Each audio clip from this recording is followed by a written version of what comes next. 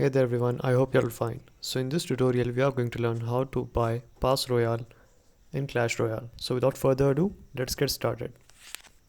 So as you can see the interface of Clash Royale, and on the top right corner it's saying Pass Royale. So you have to simply click on it, and as you can see it is saying that the season will end in 17 days and 5 hours. You simply have to click on OK and click on activate Pass Royale. So as you can see, you have to just simply click on tap for info.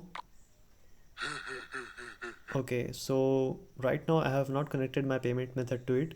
So if you have connected your payment method, you have to simply click on tap for info, and it will just simply help you buying the Pass Royale. So you have to just simply connect your payment method to it. Right now I have not connected my payment method. That's why it's not showing me. It's showing me this error that make sure that you're using a valid Google account. I don't know why it's saying that. So that's how you can buy Pass Royale. You have to just simply click on it, click on activate, and just simply buy.